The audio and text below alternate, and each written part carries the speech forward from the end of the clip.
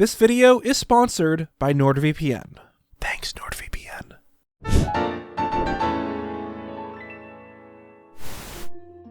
Ever since the release of Breath of the Wild, the Zelda community has only grown bigger and bigger.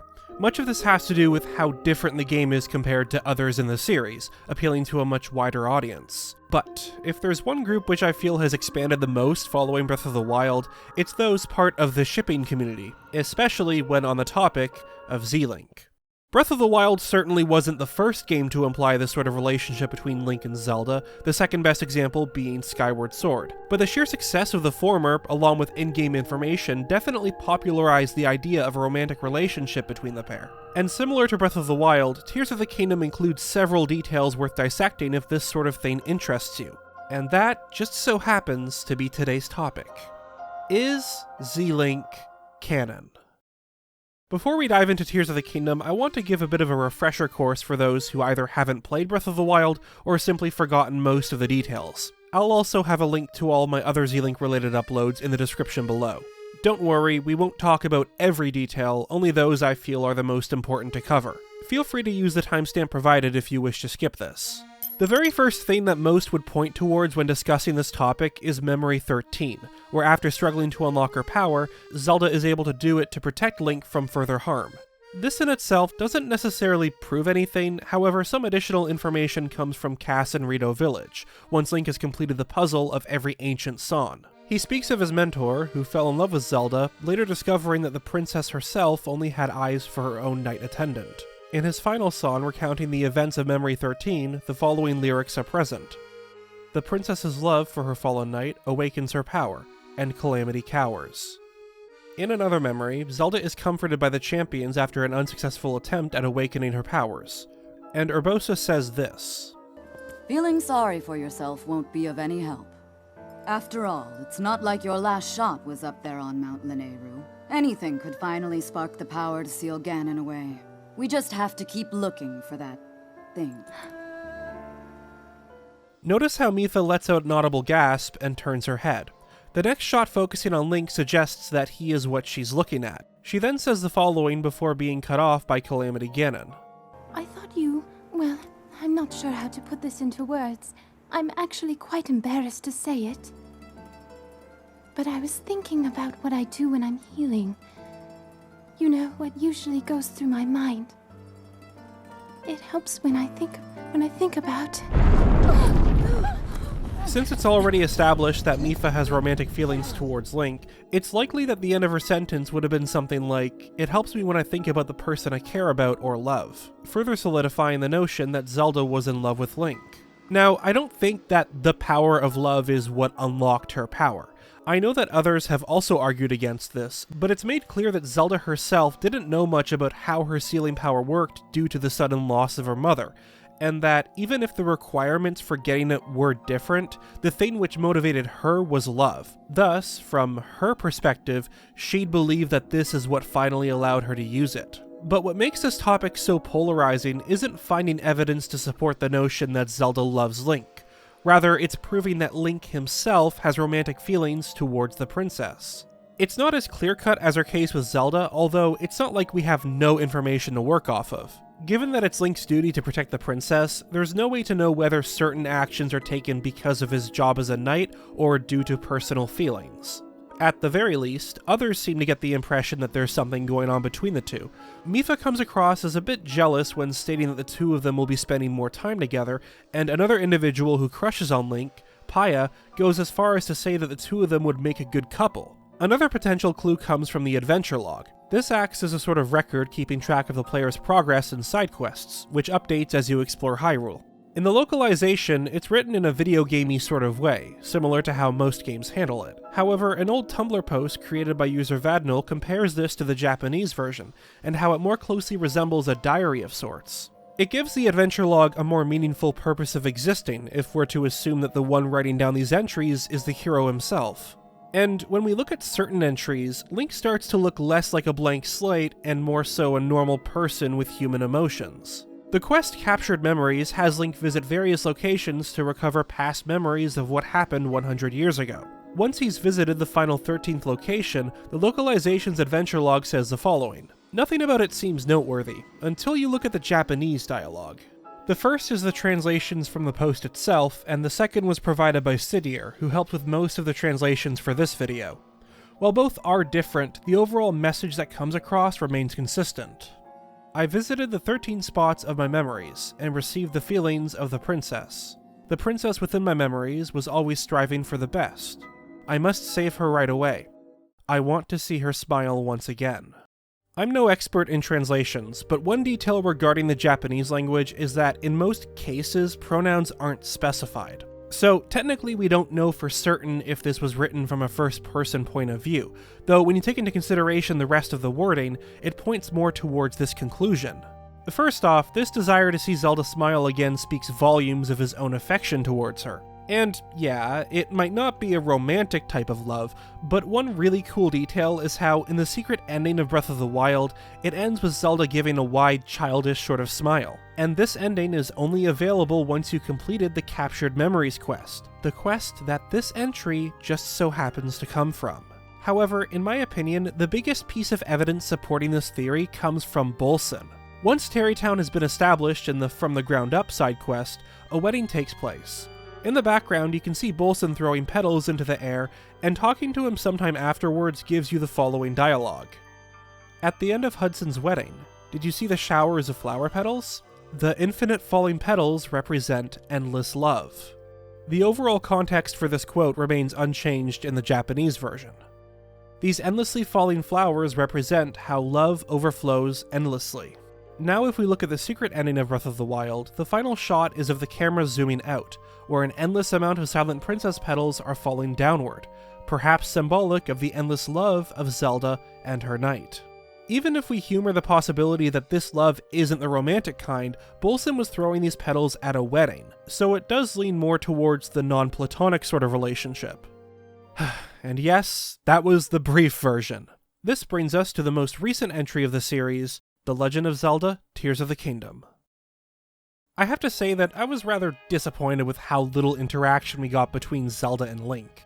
Around 15 minutes into the game, the pair are separated, only to reunite at the very end following Ganondorf's defeat and Zelda's restoration. This drastically cuts back on the amount of footage we can analyze, but it essentially boils down to these talking points. Link and Zelda's interaction in the beginning and ending of Tears of the Kingdom, Zelda's memories whenever Link is brought up, present-day details like character dialogue and locations, best example, Zelda's House, and other things like potential symbolism.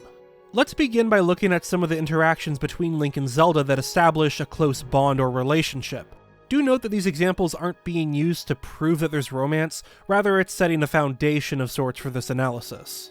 The game opens up with the pair exploring the caverns beneath Hyrule Castle. The first thing I want to bring to your attention is the distance between Zelda and Link. In Breath of the Wild, Link's relationship with the princess started as a purely professional one. Both Memories 3 and 5 demonstrate this through how Link walks directly behind Zelda, keeping a bit of a gap between the two. He's merely fulfilling his duty as the princess's escort. Once Link saves her from a Yiga Clan attack, many memories following this one show that this quote-unquote space on certain occasions is much closer. One great example is Memory 14, where Link rides his horse alongside Princess Zelda, while later showing in that same cutscene that this distance between the pair hasn't quite yet gone away. This juxtaposition has an explanation as well. The conversation went from a casual talk to one where Zelda again struggles with the idea of awakening her sacred power. In the secret ending, we see this distance finally close up as Link runs up to Zelda and walks alongside her in the final shot. Both finally acknowledge each other as equals, giving us a very bittersweet ending to the story. And this carries over to the start of Tears of the Kingdom, since the pair are seen exploring the ruins together.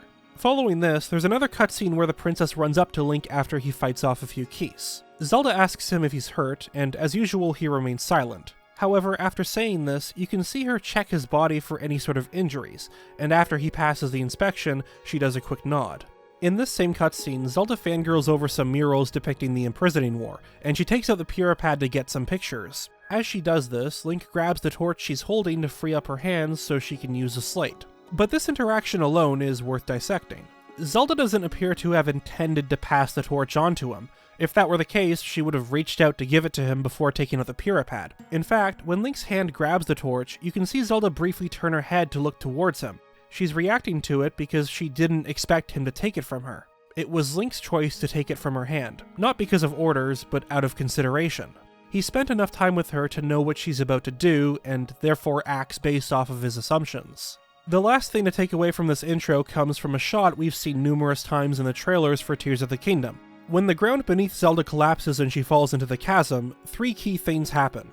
First, he obviously lunges towards her in an attempt to grab her while disregarding his own safety. Second, as he jumps, he extends his right hand outward.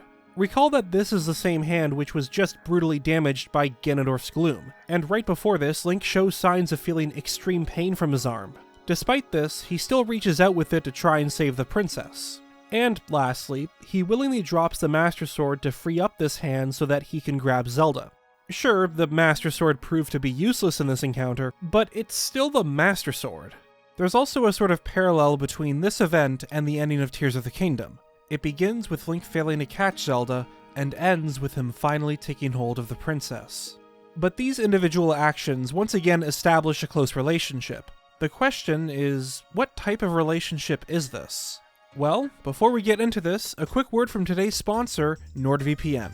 Because right now you can get a huge discount on a 2-year plan plus 4 additional months by going to the link in the description, nordvpn.com/NintendoBC. While the internet has provided us with many wonderful things like supportive communities and online friendships, it also creates a huge risk when it comes to keeping your private information secure. Things like passwords, home addresses, or other personal details we prefer to not be public. Even if you don't spend most of the day browsing subreddits or watching YouTube videos, there's a good chance that you still maintain some sort of connection to the internet, like social media or something job-related. And all it takes is a single misclick on a suspicious email, or connecting to an insecure network, which in return puts you at risk. What a VPN does is encrypt this data by hiding your IP address, letting you connect to over 5,800 different servers in 60 different countries. Another major benefit to using a VPN is that it allows you to bypass region-blocked content. So if Netflix had a show I wanted to watch that was only available in the US, all it would take is a single click to change my server to one in the US, allowing me to watch said show. And if you aren't satisfied with what you get, you can always back out with its 30-day money-back guarantee. A link to this deal will be in the description, as well as on the screen right now. That's nordvpn.com/NINTENDOBC. Tears of the Kingdom has a total of 18 memories, most of which are taken from the perspective of Zelda as she learns more about this ancient Hyrule. In contrast to Breath of the Wild, which emphasized Link's interaction with the princess and champions, for the most part these cutscenes are irrelevant to the topic at hand. And others, such as their return to the Korok Forest, don't really shed any light on their relationship. We're going to be mostly focusing on Memory 8, Zelda and Sonia. It's one of the only cutscenes where he's mentioned, and the one time Zelda opens up with how she feels about him. In the brief description paired with this memory, it states that, as Zelda explains who he is, her faith in her friend and hero shines. However, translations provided by LoruleanHistorian give us a bit of a different context. When Rauru asks her about Link, Zelda begins to talk about him. Her words are imbued with a strong trust in him.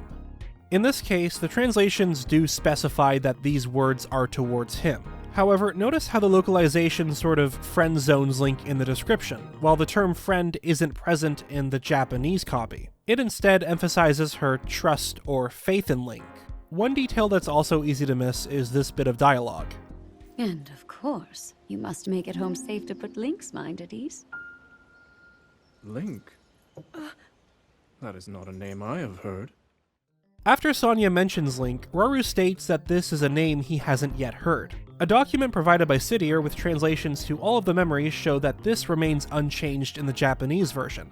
It's also the first time Link is ever brought up in the memories, and since Sonia already knows about Zelda's Knight, it means that, at some time prior to this memory, she was told about him off-screen. One could compare this to your typical girl talk, where the main topic is one's crushes or love interests. It makes even more sense when you realize that Zelda would, in a way, feel relatable to Sonia, since she's married to Rauru. In fact, this relationship feels like an ancient counterpart to the present day with Zelda and Link. In addition, recall that Zelda lost her mother at a young age, and was very close to her. Throughout Tears of the Kingdom, you get the sense that Sonia and Zelda's relationship is that of a mother and her child.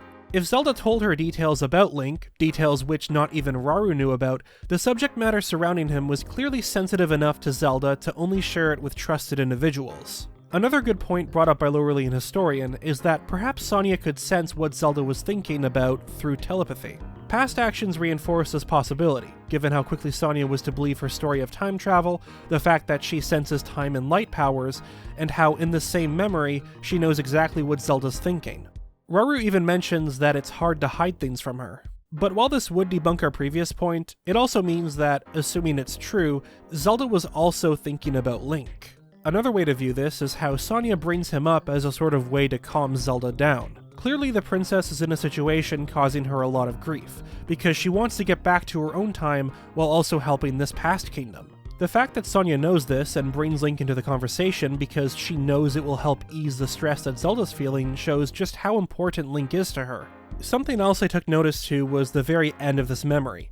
Sonia sort of teases her regarding how highly she speaks of the hero. Most people would have tuned out at this moment, but if we zoom in on Zelda, you can clearly see her look back and forth at the two, and react as if she's embarrassed or flustered by these remarks. Similar to the classic, "It's not like I like him or anything."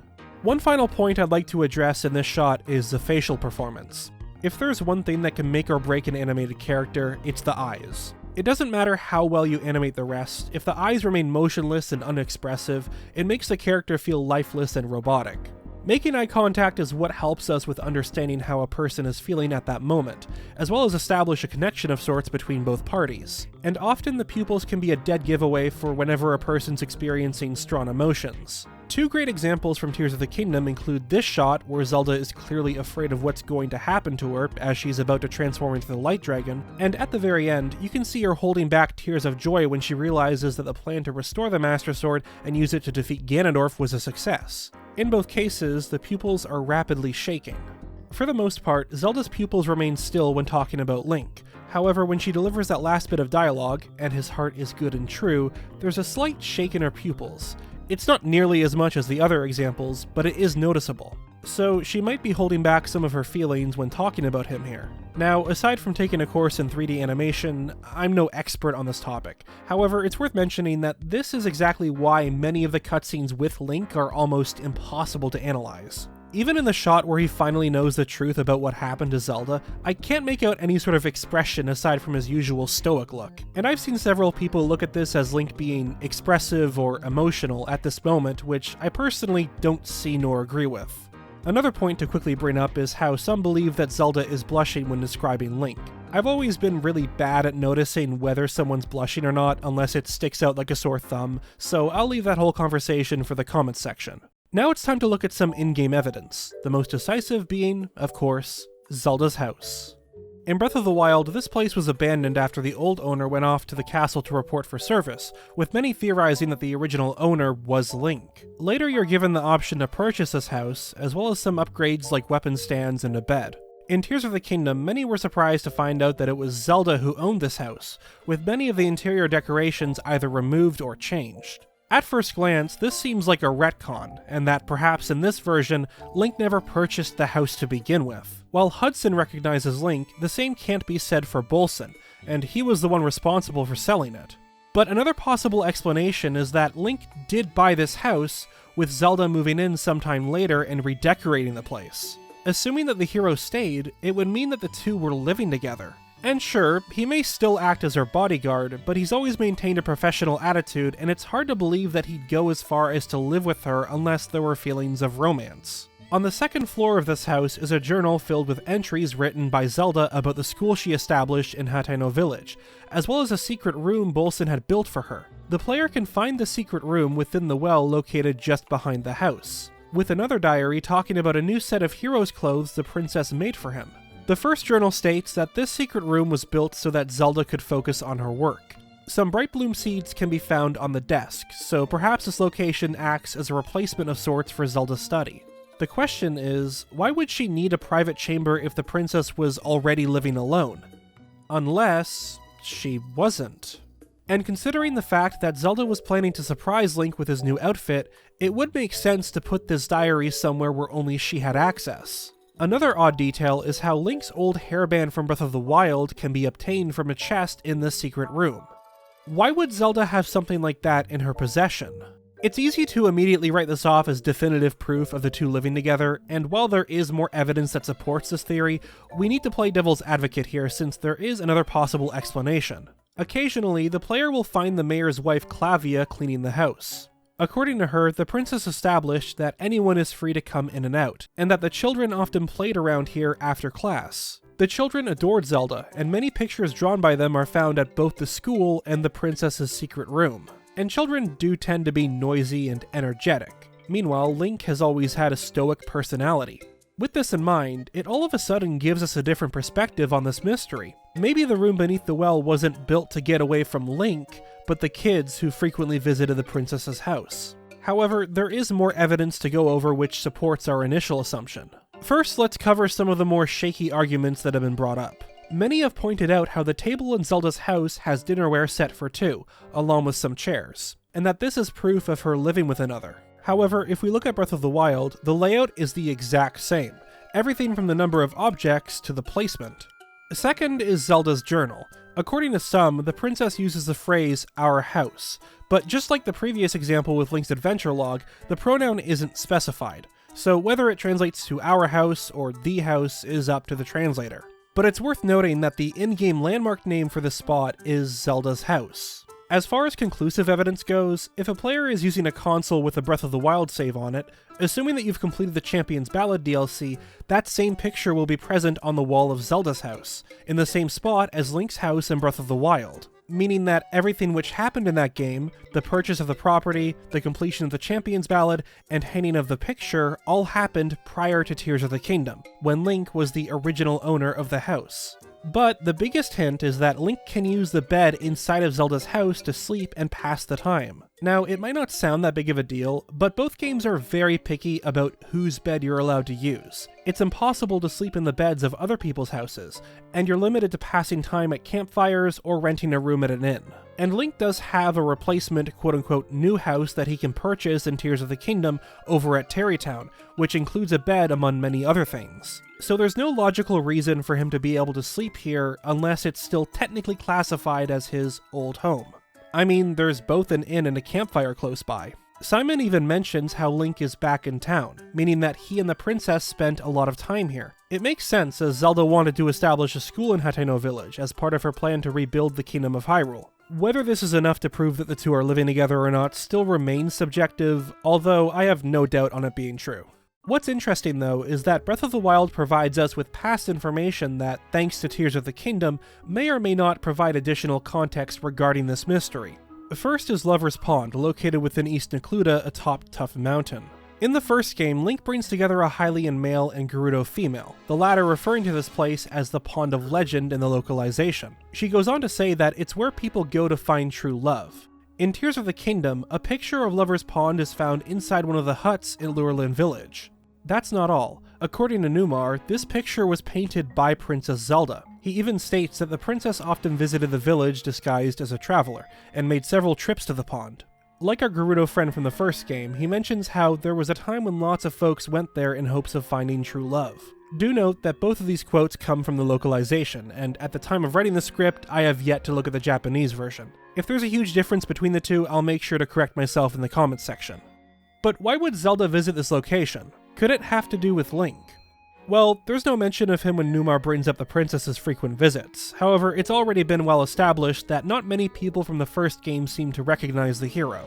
Numar also states that whenever Zelda visited the pond, it was in the evening. If the player goes to this location and waits until around 5 PM, a group of 4 fairies will spawn over the pond, so long as Link doesn't already have a certain amount of them in his inventory. And in the picture hanging up on the wall, 5 different fairies are visible. So if Zelda only travels there during the evenings, and the picture she painted has these fairies, her motives may be as simple as wanting to go see them. Now, this doesn't necessarily mean that it has nothing to do with romance. It might still be a part of why she visits this spot, we just don't know for certain. Next topic is the Silent Princess. Said to be the princess's favorite flower, and important enough to be on part of Breath of the Wild's official logo. According to one of the NPCs in this game, legend has it that if you swear your love before its freshly plucked blossom, you and your partner will live a charmed life. As this item's closely associated with Zelda, it's interesting how it also is linked to the concept of love. especially since the endless falling petals seen in the secret ending are presumably from the Field of Silent Princess flowers. The game even closes with a close-up shot of one of them. The name Silent Princess has also been frequently brought up in discussions. The silent may be meant to represent Link and his stoic-like personality, and Princess obviously referencing Zelda. The flower itself also has a rather unique appearance, with 2 separate buds, only one of which has bloomed, possibly another reference to the contrasting personalities of the princess and her silent knight. In Tears of the Kingdom, once Link obtains a final memory of the Dragon's Tears quest, an abundance of Silent Princess flowers are seen blooming all around him, a rather heartbreaking moment of the game. I'd even go as far as to theorize that perhaps Zelda is the one who created the Silent Princess, a flower born out of her tears shed as the Light Dragon. While we don't see the Light Dragon at the time of Breath of the Wild, she's presumably been around ever since Ganondorf was sealed beneath the castle, likely flying above the cloud barrier, up until the events of Tears of the Kingdom. And this brings us to the final chapter in this saga, the ending. But before we analyze this, I want to briefly talk about Draconification. Throughout the game, it's described as a forbidden act, the transformation of one's body into an immortal dragon by swallowing a secret stone. According to Minoru, to become an immortal dragon is to lose oneself, a sacrifice of one's heart and mind. The Japanese version is slightly different, stating that those who become dragons lose their hearts forever. However, this is merely a legend. In the ending, Ganondorf uses his stone to transform into the Demon Dragon, and although it's said that those who become immortal dragons lose themselves, Zelda responds by coming to our aid in the final fight. Clearly, there's more to this legend than Minoru believes. If what she said was true, then Ganondorf wouldn't pose a threat to Hyrule. I believe that, while a person loses their heart upon swallowing a secret stone, their determination or strong emotions directly affect the actions of their immortal forms on a subconscious level. Recall Ganondorf's desire to cast Hyrule into an eternal night, and how he was willing to sacrifice his body and mind to fulfill his goals. In Zelda's case, it's her love towards Link and determination to save the kingdom which made her intervene in the game's ending. Of course, this is all just a theory, and I hope to cover the topic of Draconification in a later video, along with the 3 other elemental dragon spirits. Following the Light Dragon's transformation back into Zelda, we're treated to what has to be the best ending sequence of a Zelda game. Link dives downward and takes a hold of Zelda's hand, covering her head to protect her from the impact of the water. Yes, this sort of action would be expected from someone like him, but it does solidify their bond, and he comes across as protective. As she's carried out of the water, Link does so by lifting her similar to how a newly married man would carry their bride. Often this is called a bridal carry. However, another name for it is, funnily enough, a princess carry. Another detail comes from the part where she mentions being woken up by a warm, loving embrace. It's possible that this is referring to the moment Link holds her as the two are falling, although the Japanese is less descriptive, instead saying that she was wrapped in something grand and warm. However, a Tumblr user by the name of mistress-light managed to use an out-of-bounds camera mod, revealing that Link smiles for a brief moment in this cutscene. Not only that, but he does so when Zelda mentions feeling a warm, loving embrace, further implying that this is what Zelda's talking about. It's possible that there were plans to have a shot of Link smiling, hence why you see him do it for a brief moment. Perhaps at some point this idea was ultimately scrapped, and they never bothered to remove the animation. The cutscene then ends with Zelda saying, "I'm home." The phrasing used in the Japanese version is "tadaima," a greeting reserved for those familiar to the speaker, whether it be family or loved ones. And finally, the very last objective completed before the credits roll isn't destroy Ganondorf, but find Zelda. It's rather odd that the game would end on this note, especially since defeating Ganondorf has always been the primary objective. Unless, perhaps, to Link, it was not. Either way, it does make you think. So, is Zelink canon? While there's nothing in this game that outright states it to be the case, I think this is as close as we'll ever get to Nintendo acknowledging it. Even with the little amount of interaction we got between the pair, there's more than enough evidence to provide a case for it. At the end of the day, if you don't like the ship, there's nothing I can say or do to convince you otherwise. And that's okay. It's just important that you understand it from both perspectives, especially since when it comes to the shipping community, it can get rather toxic. Aside from that, I hope you enjoyed this video and do consider subscribing for more Tears of the Kingdom content. I've been NintendoBlackCrisis, and I'll see you all next time.